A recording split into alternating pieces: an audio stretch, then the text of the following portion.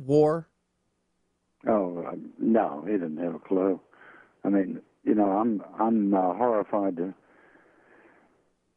hear that clip that you played and realize that there wasn't a thing in there about the 200 or so contractors that are at Balad Air Force Base, or Balad Iraqi Air Force Base, which is about 50 miles north of Baghdad, who apparently have been, by all reports, have been surrounded by the insurgent forces and are fighting for their lives right now. There are other contractors and military advisors from America and some other countries scattered about throughout Iraq, and he's talking about, well, they're going to give me a bunch of options, and I'm going to take a few days to look over them. In a few days, these guys are going to be dead, and I think what we could look forward to would be another horror show, courtesy of these Islamic terrorists, where they line the streets with the heads of the enemies that they've just severed, and march through with blood-soaked hands. And frankly, I just am appalled at the nonchalance. Crane, I think that would be how I'd describe his attitude. Just like a day at the beach, and I can't even begin to understand that. Tell me, Colonel, I know a lot of people obviously have their feelings about Iraq, right, wrong, whatever it may be. I thought it was the right move on the intelligence we had, and the thing to do, the right way to do it. Wars have good things change once the boot hits the ground. That's what I've read, and you're an expert. We've talked for years about these things, about how to fight the war that we are in against Islamofascism. But the president says, okay, I've got all options on the table. I'm going to take away the ground troops. Tell me something. Why would you, if you were even going to do that, why would you make that announcement? And in light of the fact that you talked about the 200 contractors, you talk about the government, the Maliki government, not because, we think that's the greatest thing going, but it's the only thing going. And the alternative is ISIS, the Al-Qaeda offshoot that's too extreme for Al-Qaeda. So my question is, you've been in strategy sessions. You've talked to to leaders on how to respond to a crisis. It seems to me, pardon the expression, the emperor has no clothes. They have no clue what they're doing. No, none whatsoever. And I'm appalled by what appears to be a very casual approach to a situation of overwhelming criticality. If some backwater third country goes down the tubes, which seems to be happening all the time, then we can probably live with it, and we can probably reconcile whether or not it's in U.S. national interest to intervene. This is one, though, that I think is way off the charts as far as importance goes, not only for the blood and the treasure that has already been expended in Iraq, but by virtue of the fact that we still have people on the ground over there. We've got to get them out. I mean, this administration let 5 Taliban leaders go to retrieve an alleged deserter, Bo Bergdahl, and at this point we've got hundreds. We've got embassy people. We've got other federal agencies over there in advising. We've got non-governmental organizations. We've got defense contractors that are mostly working for U.S. government agencies that are set over there in lieu of military. We've got some military advisors over there.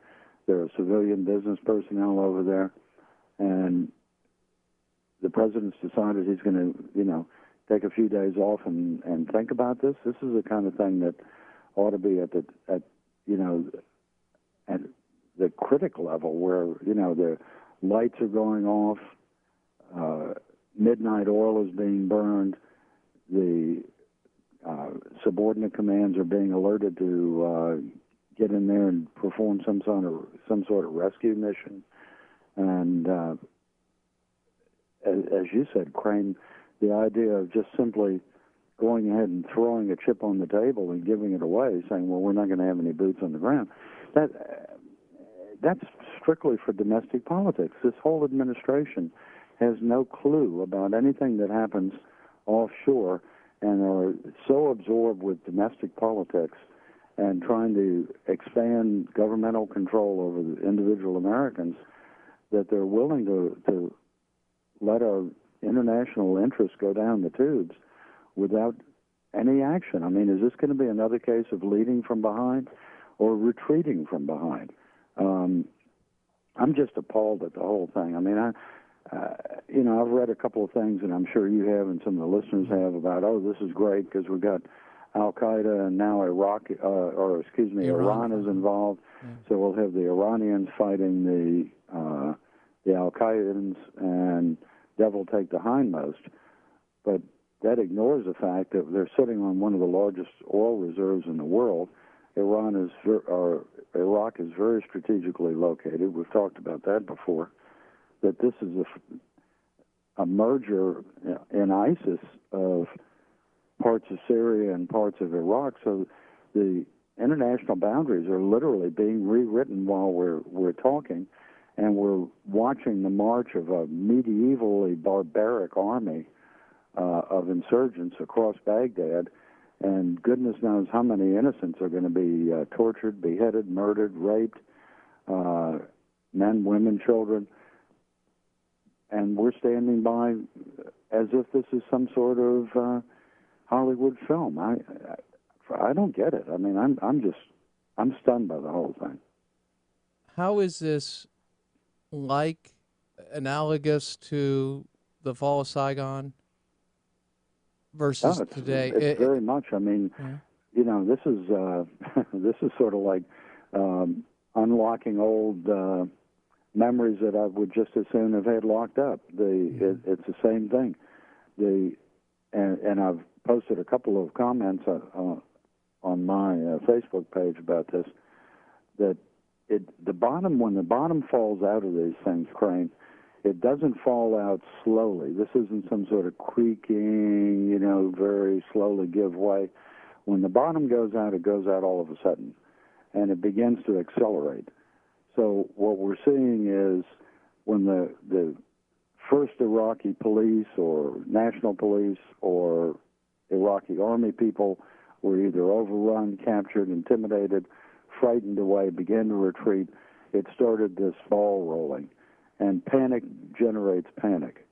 If we had a decent status of forces over there, which you mentioned in the opening lead-in to this segment, if we had reasonable levels of advisors on the ground, mostly special forces types that work with and lead indigenous units, if we had a modicum of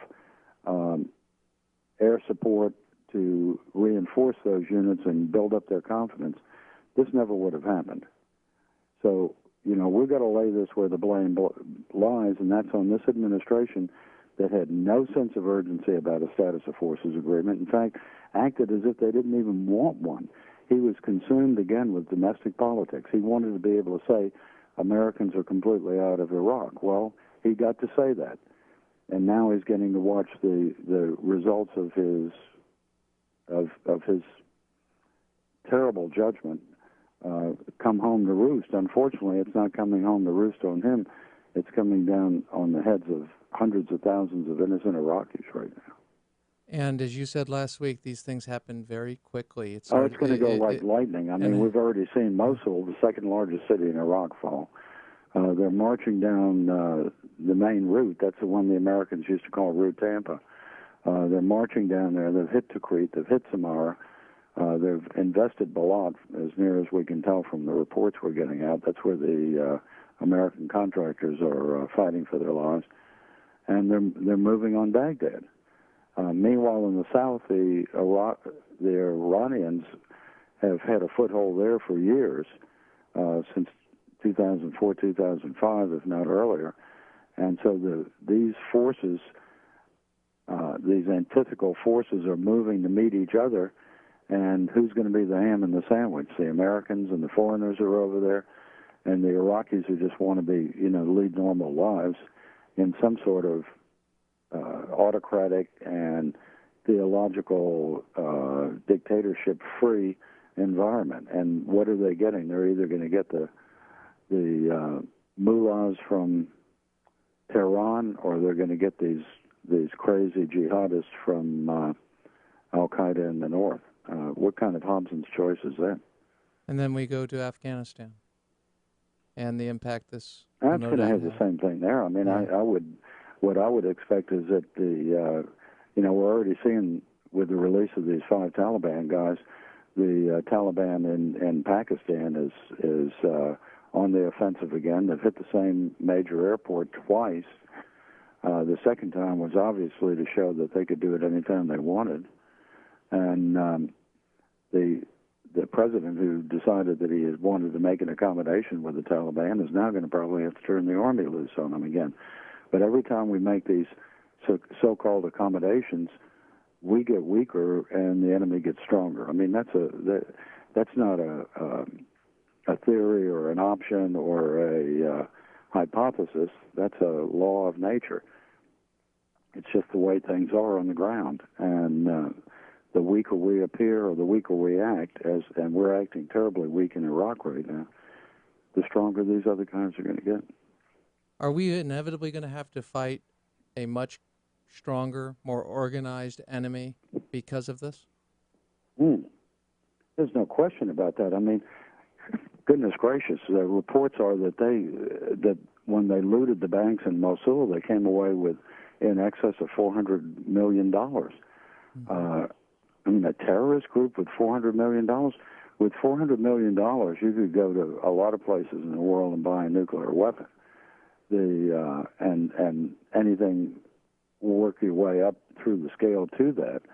With $400 million, you're suddenly able to finance terrorist operations anywhere in the world, and finance them in a way that you can put a lot of firepower into where you want it to go. With $400 million, you can bribe a whole lot of government officials, including some here in the United States. So I just feel like what we've done is funded, we've equipped, because the stuff we left for the Iraqi army is being confiscated by the insurgent terrorists, and now we're showing by our willingness to let all this happen that we're just not going to play we're not going to enter into the game. We're going to let it go. I mean, this is going to be the false red line in Syria, the leading from behind in Libya, the confusion in policy making in Egypt, the cold shoulder toward Israel, the inability to hold Iran responsible for their nuclear weapons development. All these chickens are coming home to roost, Crane, and in the most horrific way. I mean, we're not getting film out of this, but how much imagination does it take? Oh, we're already seeing soccer games being held with, pardon me for the families, folks, but they're not using a soccer ball. They're using their enemy and a specific, well, you get the idea, because that's what they do. They behead folks. On the flip side, I need an extra 5 minutes, Colonel. I would ask for it from you, if that's okay. 5 more minutes with you on the flip side of the break. Anything you want. Great. Always appreciate it. Lieutenant Colonel Gordon Cucullu, he is the president of the Valhalla Project, and he will be back with us right here on Crane Durham's Nothing But Truth, AFR Talk.